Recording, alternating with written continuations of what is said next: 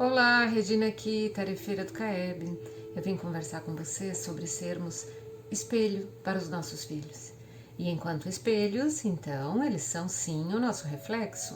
Reflexo da educação que damos, do amor que compartilhamos, do exemplo que somos. Eles são esse reflexo.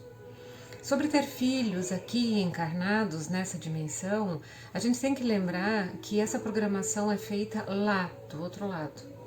Então, quando a gente se programa, a gente é espírito, está lá, a gente faz essa programação reencarnatória. E essa programação, ela é em planos gerais, ela não é feita exatamente aos detalhes. Porque também aqui temos o nosso livre-arbítrio de tomar as decisões. Então, dentro dessa programação que é feita, nós sabemos que vamos ter os nossos filhos, se vamos ter ou não ter, quem eles são e quem serão esses nossos filhos. Essa programação é feita lá junto com eles. E então a gente se propõe, com o maior amor possível, a criar esses espiritinhos que vêm depois da gente para cá, para a Terra. Esses espíritos que vêm no nosso meio, eles são sempre espíritos afins, como a gente diz, os nossos filhos, os nossos pais, os nossos irmãos, eles são nossos espíritos afins, afinidade. E isso quer dizer numa vibração de amor ou de ódio também. Aquelas vibrações, aquelas pessoas, aqueles espíritos que você não conseguiu amar devidamente em vida passada, pode voltar sim, não ajuste de contas com o seu filho. E vai ficar bastante difícil, né? Você ter que amar uma pessoinha que você simplesmente não consegue amar.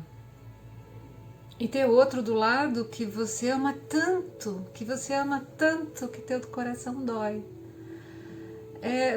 São situações completamente diferentes, mas isso é previsto dentro das programações encarnatórias. É claro que, vamos lembrar aqui, cada espírito é um espírito. Ele é seu filho, mas não é uma extensão de você no sentido de que ele tem que suprir as suas necessidades, ele tem que suprir os seus sonhos, cumprir os sonhos que você não conseguiu fazer e você simplesmente transfere. Eu não fiz, meu filho vai fazer. Eu vou dar todas as condições para que meu filho seja um doutor, porque eu queria ser doutora e não fui. E então você coloca no seu filho uma expectativa que não é a dele. E dói nele, dói em você depois, porque as coisas não vão acontecer com a naturalidade e a facilidade que deveriam. Sendo espelho para nossos filhos, a principal coisa a pensar, que exemplo eu estou dando? Que exemplo eu dou no meu dia a dia? As coisas que eu faço, o amor que eu distribuo, a alegria que eu tenho nas coisas que eu faço no dia a dia. Então, e fazer essas coisas não quer dizer que eu tenho que dar tudo o que ele quer, cumprir com todas as exigências dessa pessoinha que está ali e dar todos os bens materiais que ele quer. Tipo assim, eu não tive, eu vou dar para ele, ou eu não estou presente e eu vou dar presentes para ele. Aí existe uma certa distorção. O que eles querem mesmo é que a gente esteja presente, da forma que a gente conseguir. Uma outra coisa que acontece muito é a cobrança, né? Filho cobrando de pai, que você não me deu o que eu esperava, você não supriu as minhas expectativas. Querida, eu te dei o que eu tinha para dar, eu dei o que eu pude, o que eu sabia ser naquele momento, eu dei o melhor de mim naquele momento, dentro das minhas lutas e glórias, daquele momento que eu estava vivendo, mas sempre foi verdadeiro e limpo e com muito amor. As crianças reconhecem isso, eles sabem quando você está fazendo alguma coisa por amor ou por obrigação, né? Que aliás, gente, sinto muito, mas tem pessoas que não deveriam ser pais nem mães, deveriam ter pensado um pouquinho antes para não deixar isso acontecer. A gente sabe também, é um relato do Chico Xavier, que o umbral está cheinho de pais. Pouquíssimas mães, raríssimas crianças, são os pais que estão lá. principal causa? O abandono. O abandono parental, que é uma... Parental quer dizer pai e mãe, né? Os dois, mas o abandono que os pais colocam seus filhos. Porque eles não têm nada a ver com essa gravidez ou com esse filho que está a caminho. Eles simplesmente se retiram de cena. A gente vê, e isso não é uma novidade, isso existe muito por aí, a gente sabe muito bem disso com o nosso dia a dia, com a realidade que a gente está vivendo. A gente deveria pensar um pouquinho mais antes de chegar a essas vias de fato, porque cada reencarnação aqui na Terra é um espírito que está numa oportunidade única de vir cumprir com o seu propósito. É uma segunda chance, uma terceira chance, uma outra chance que essa pessoa teve de vir reencarnar aqui, cumprir com o seu propósito evolutivo. E isso é muito grande, isso é muito lindo, e isso é imenso o valor que isso tem. Porque enquanto estamos encarnados aqui, tem uma fila lá atrás esperando para chegar na vez aqui. E a gente vê oportunidades desperdiçadas, simplesmente. Pessoas que não conseguem, por um motivo ou outro, aproveitar essa oportunidade de estar aqui, cumprir com o seu propósito evolutivo. Dentro dessas crianças que vêm reencarnadas agora, a gente tem um outro ponto a tomar bastante cuidado, tipo as crianças especiais que estão vindo, as crianças da nova era. Um assunto também bastante polêmico, mas está sendo bastante falado sobre isso, crianças da nova era, principalmente crianças índigo e crianças cristal. Criança diamante, criança arco-íris, violeta, estão vindo com todas as cores. O termo ele foi definido criança índigo porque começaram a ser observados em crianças a partir dos anos 80, né, que foram nascendo nos anos 70 principalmente. Foi observado que essas crianças tinham a aura cor de índigo. E as crianças cristal, elas têm uma cor mais cristalizada mesmo, né, na sua aura. As crianças diamante parece que são lapidadinhas, né, a aura delas. E isso criou esse rótulo, né, os médiuns de vidência conseguem ver isso e trouxeram esse novo nome. As crianças índigo, elas sempre nasceram, sempre estiveram aí em pequeno número. Elas são pessoas especiais que vieram para dar um avanço na evolução da humanidade. Então a gente observa, como se está descrito na literatura, seres grandes como Leonardo da Vinci, que foi especial na época dele. Ele teria sido um índigo que veio. E um índigo, ele sempre é um quebrador de paradigma. É o cara que vai na frente, que vai abrindo a picada sem facão, que vai derrubando tudo e que vai abrindo a cabeça das pessoas e a comunidade, vai abrindo caminho. Para quê? Para os índigos que viriam depois. Para os cristais que viriam depois.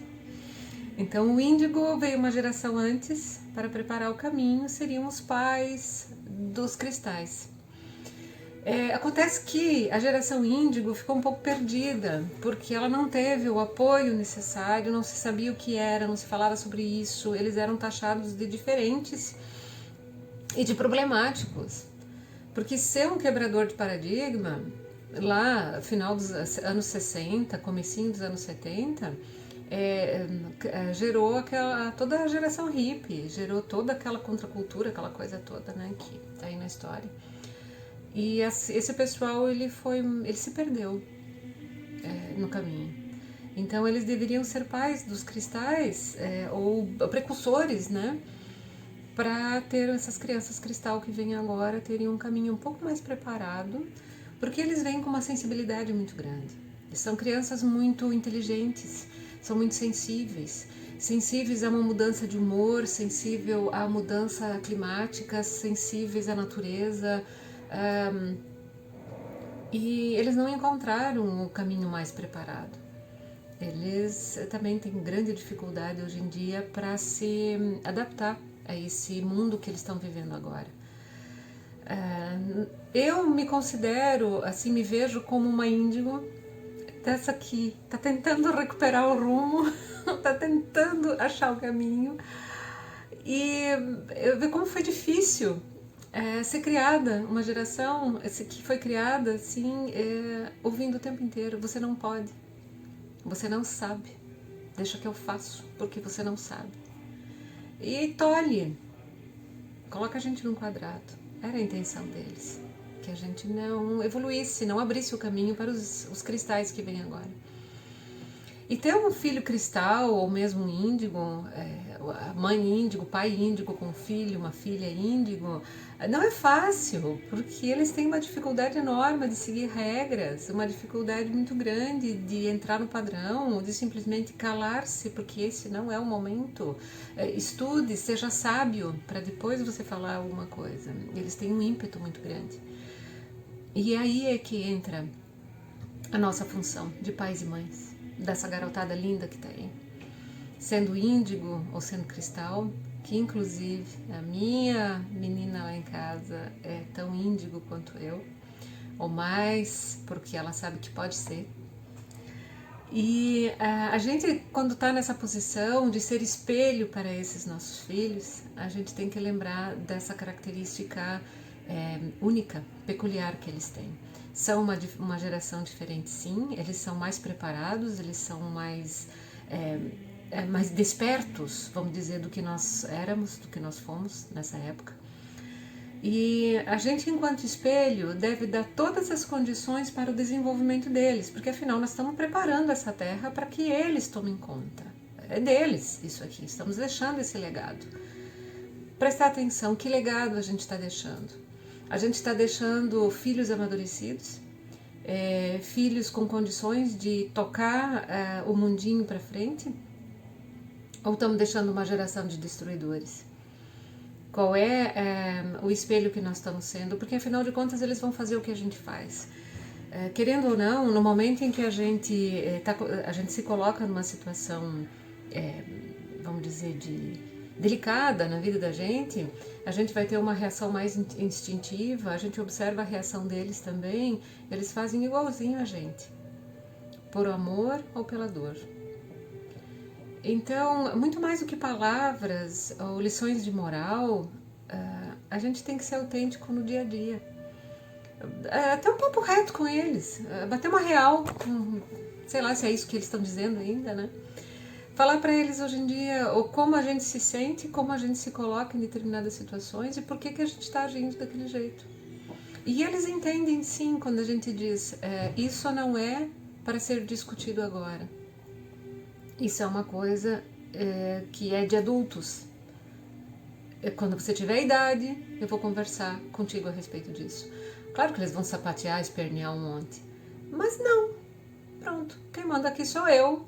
Quem é a dona da pensão sou eu. E nesse momento, quem dá as regras sou eu. Entendeu a gravidade disso? De ser você quem dá as regras, ser você quem determina, ser você quem é o exemplo para essa geração futura. Você que é o adulto aqui, que tem que dar condições de ter dessa criança, desse espiritinho que está evoluindo sob sua tutela, sob sua responsabilidade, você tem que preparar o caminho para ele. Tarefa fácil? Não. Simples de jeito nenhum. Uma responsabilidade imensa, enorme.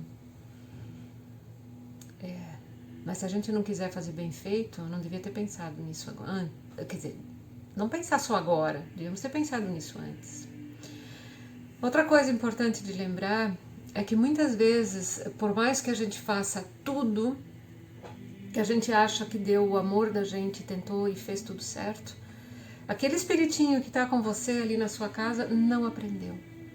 Ele é tão duro e tão difícil que, apesar de todos os seus esforços, ele não aprendeu. Tudo bem, isso também acontece. Aprenda você, enquanto pai ou mãe, não se sentir punido, né? Não puxar para si uma punição, se sentir culpado disso e que agora seu mundo acabou porque seu filho fez alguma coisa errada. Não. Respira. Continua. Ele, a mais do que tudo, ele precisa do seu exemplo, da sua força, da sua determinação.